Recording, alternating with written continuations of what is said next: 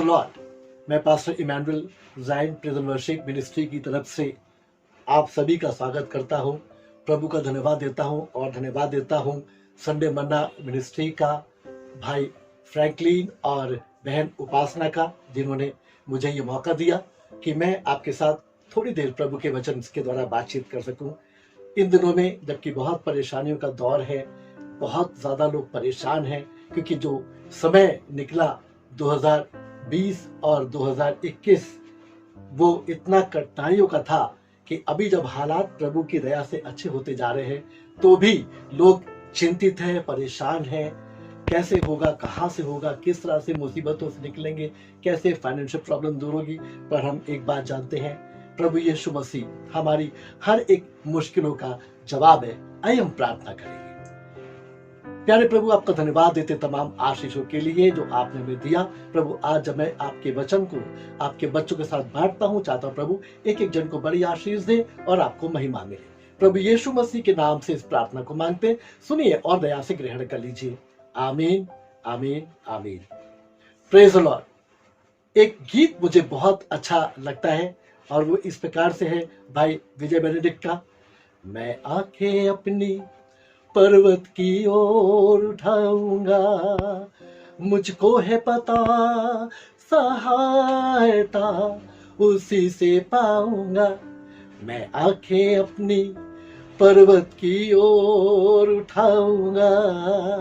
जी हाँ, और परमेश्वर के वचन के अंदर भी हम जाते हैं तो भजन संहिता और उसका 121 अध्याय और उसका पहला पद, साम चैप्टर 121 वर्स 1, जहां पर यूं लिखा हुआ है, मैं अपनी आंखें पर्वतों की ओर उठाऊंगा, मुझे सहायता कहां से मिलेगी। ये एक पद है जो मुझे और आपको बताता है कि जब जब मैं और आप अपनी आंखों को पर्वत की ओर उठाएंगे, पर्वतों की ओर लगाएंगे, तो हमारे दिल में एक सवाल उठेगा और वो ये, हमें सहायता कहां से मिलेगी, हमें सहायता कहां से मिलेगी। पर्वतों के बारे में अगर मैं आपको बताऊं तो पर्वत दिखाते हैं मुसीबत को, मुसीबतों को दिखाते हैं। जब कभी हम परेशानियों में होते तो बोलते हैं, अरे ये मुसीबतें कब हमारे पास से जाएंगी, ये मुसीबतों का पहाड़ हमारे पास से कब दूर जाएगा, हम इसमें से कब बाहर निकलेंगे। जब जब मैं और आप मुसीबतों की ओर देखते हैं तो मैं और आपके दिल में सवाल आता है, मुझे सहायता कहां से मिलेगी, मैं क्या करूंगा, मैं कब इससे आजाद होऊंगा। यहां पर भी भजन का लिखने वाला कह रहा है, मैं अपनी आंखें पर्वतों की ओर लगाऊंगा और सवाल उठ रहा है, मुझे सहायता कहां से मिलेगी। जब जब हम और आप अपनी मुसीबतों की ओर देखेंगे, जब जब मैं और आप अपनी मुसीबतों की ओर अपनी आंखों को लगाएंगे, तब तब सवाल उठेगा, हम कैसे निकलेंगे, हम कैसे आजाद होंगे, हमें हमारी सहायता कौन करेगा। पर सेकंड वर्स में बहुत अच्छी बात लिखी है, लिखा हुआ है, मुझे सहायता यहोवा की ओर से मिलती है जो आकाश और पृथ्वी का करता है। यानी दो चीजें हैं और वो ये कि मैं और आप अपनी मुसीबतों को देखना बंद कर दे, मैं और आप अपनी परेशानियों को देखना बंद कर दे, मैं और आप अपनी निगाहों को उधर से हटा के प्रभु की ओर लगाएं। और जब प्रभु की ओर लगाएंगे तो आप ये नहीं बोलेंगे कैसे होगा, कौन करेगा, किस तरह होगा, कब होगा, किस समय होगा, ये सारे सवाल नहीं आएंगे। पर जब आप अपनी आंखों को प्रभु की ओर लगाएंगे तो आप यकीन जानिए, वो आकाश और पृथ्वी का सृष्टि करता है, वो आपकी सहायता करने के लिए तैयार है। वचन में लिखा हुआ है, मुसीबत के समय मुस्तैद मददगार।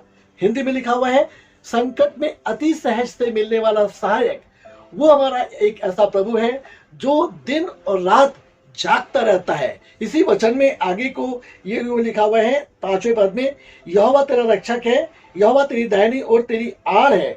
और एक जगह पर यूं लिखा हुआ है, हाँ 3रा पद, वो तेरे पांव को टलने ना देगा, तेरा रक्षक कभी ना ऊंघेगा। सुन, इस्राएल का रक्षक ना ऊंघेगा ना सोएगा। हमारा परमेश्वर एक ऐसा परमेश्वर है जो ना सोता है ना ऊंघता है। वो दिन और रात मेरे और आपकी फरियाद की ओर अपने कानों को लगाए रखता है। वो हमेशा हमसे और आपसे इतना प्रेम करता है कि वो अपनी निगाहों को आपकी ओर लगा के, अपने कानों को लगा के रखता है। क्या मेरे बच्चे मेरी ओर सुन रहे हैं? क्या मेरे बच्चे मेरे से प्रार्थना कर रहे हैं? क्या मेरे बच्चों की निगाहें मेरी ओर है या नहीं? हम जब बीमारी को देखते हैं तो हमें परेशानी होती है, हम जब गरीबी को देखते हैं तो हमें परेशानी होती है, जब हम फाइनेंशियल प्रॉब्लम को देखते हैं, बेरोजगारी को देखते हैं तो हम बहुत परेशान हो जाते हैं। प्रभु अब क्या होगा, कैसे होगा? क्या हम इसी में मर जाएंगे? क्या इसी गरीबी में चले जाएंगे? पर जब हम प्रभु की ओर देखते हैं, प्रभु की ओर देखते हैं, तो आप यकीन जानिए, वचन में लिखा हुआ, मुझे सहायता यहोवा की ओर से मिलती है। यहाँ पर 123 के पहले पद में लिखा हुआ है, हे स्वर्ग में विराजमान, मैं अपनी आंखें तेरी ओर लगाता हूं। देख, जैसे दासों की आंखें अपने स्वामियों के हाथ की ओर, और जैसे दासियों की आंखें अपनी स्वामिनी के हाथ की ओर लगी रहती है, वैसे ही हमारी आंखें हमारे परमेश्वर यहोवा की ओर उस समय तक लगी रहेगी जब तक वो हम पर अनुग्रह ना करे। आज आवश्यकता इस बात की है, मुसीबतों को देखना बंद कर दे, गरीबी को देखना बंद कर दे, फाइनेंशियल प्रॉब्लम को देखना बंद कर दे, बेरोजगारी को देखना बंद कर दे। Look at to Jesus, hallelujah. प्रभु की ओर देखें और प्रभु से कहने पाए, हे मेरे प्रभु, तू हमारी सहायता करेगा, तू संकट में अति सहज से मिलने वाला सहायक है। और वचन में हम पाते हैं कितने लोगों ने जब अपनी निगाहों को प्रभु की ओर उठाया तो उन्होंने प्रभु से सहायता भी मिली और प्रभु का अनुग्रह भी उन पर हुआ है। एक छोटा सा किस्सा है, और जब लिखा हुआ इस्राएली लोग जा रहे थे, मूसा उनको लेके जा रहा था जंगल के रास्ते से, तो लिखा हुआ है कि जंगल में ढेर से जहरीले सांप आ गए और वो लोगों को काटने लगे। जब वो लोगों को काटने लगे तो लोगों के अंदर जहर फैलने लगा और लोग बिल्कुल मरने के करीब थे। तब मूसा ने देखा कि सब लोग मर रहे हैं और इस मुसीबत से कैसे निकलेंगे, तो परमेश्वर ने कहा, एक काम कर, एक बल्ली पे, एक खंबे पे पीतल का सांप लटका दे और लोगों से बोल, अगर वो पीतल के सांप की ओर देख लेंगे तो वो बच जाएंगे और अगर नहीं देखेंगे तो वो मर जाएंगे। इसने पीतल का सांप एक बल्ली के ऊपर लटका दिया और ऐलान किया कि सांपों ने तुम्हें काटा है, सांपों के जहर से तुम मरने वाले हो, पर जरा अपनी निगाह ऊपर तो उठाकर देख लो, हो सकता है कि तुम बच जाओ, तुम पक्का बच जाओगे। लेकिन कुछ लोगों ने तो देखा और वो उनके जहर से आजाद हो गए, वो जहर उनका उतर गया और वो जिंदा बच गए। लेकिन जिन लोगों ने जिद करी, जिन लोगों ने बोला, अरे असली सांपों के काटने से मरे जा रहे हैं, नकली सांप को देख करके क्या आप जिंदा रह पाएंगे? अरे नहीं, ऐसा हो सकता। जिन्होंने नहीं देखा वो सब मर गए, पर जितनों ने उस सांप की ओर देखा जो पीतल का सांप था, जैसा परमेश्वर ने मूसा के द्वारा कहा था, जितने लोगों ने उसकी ओर देखा,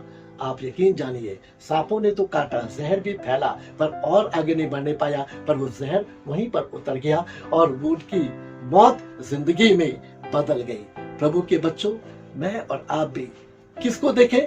लिखा हुआ, अपने सिद्ध करता, अपने सिद्ध करता परमेश्वर की ओर ताकते रहो। हालेलुया। वो हमारा सिद्ध करता है, वो हमारा परमेश्वर है, वो हमें चाहता है हम उसकी ओर देखने पाए। जैसा लिखा हुआ है, जैसे स्वामिनी की ओर उसकी दासियों की आंखें लगी रहती थी, ऐसे लिखा, मैं और आप भी अपनी आंखों को तब तक उसकी ओर लगा के रखें जब तक कि वो हम पर अनुग्रह ना करे।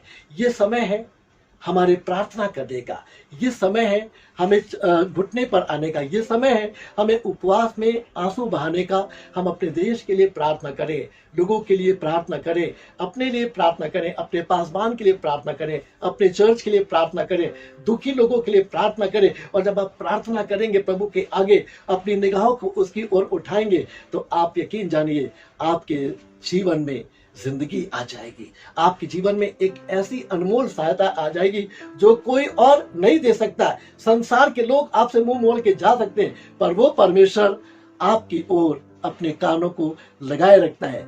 जैसे पीतल के सांप को देख करके लोगों में जिंदगी आ गई।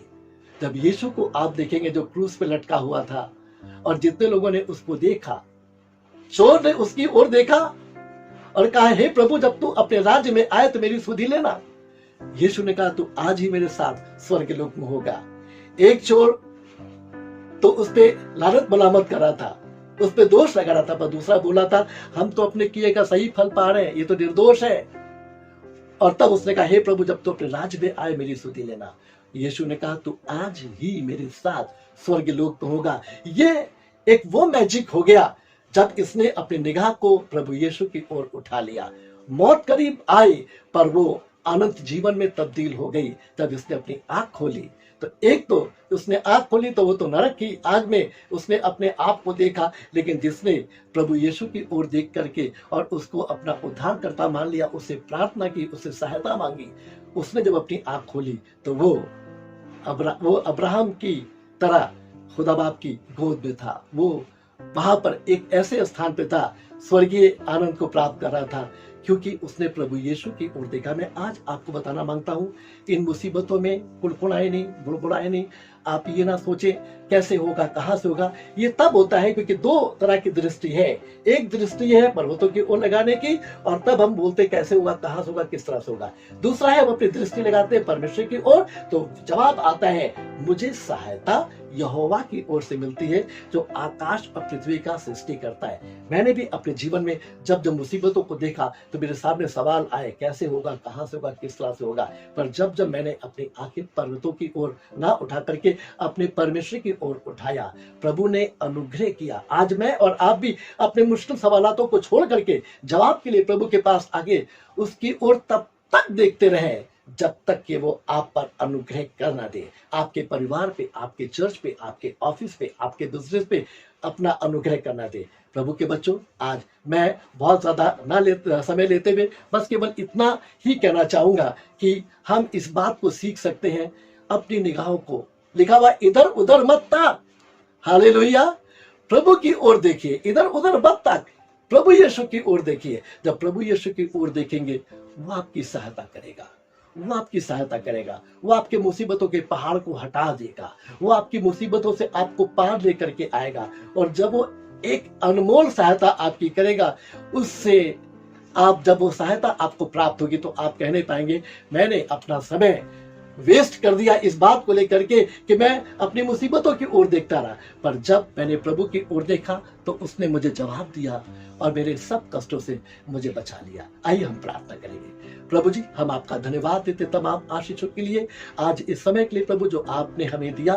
प्रभु जो हमने कम समय में एक प्रभु वचन को आपके बच्चों के साथ बांटा कि हम अपनी निगाहों को मुसीबतों की ओर, पहाड़ों की ओर ना उठाएं, वरना सवालों के घेरे में हम गिर जाएंगे। पर हम जब अपनी निगाहों को आपकी ओर उठाएंगे तो हमें अनमोल सहायता मिलती है और आप हमें हमारे सब कष्टों से छुटकारा दे देते हैं। प्रभु चाहते हैं आज के इस समय सबको बड़ी आशीष दे और अपनी बरकतों से भर दीजिए। प्रभु यीशु मसीह के नाम से इस प्रार्थना को मांगते हैं, सुनिए और दया से ग्रहण कर लीजिए। और प्रभु के लोग बोले आमीन, आमीन, आमीन। God bless you all.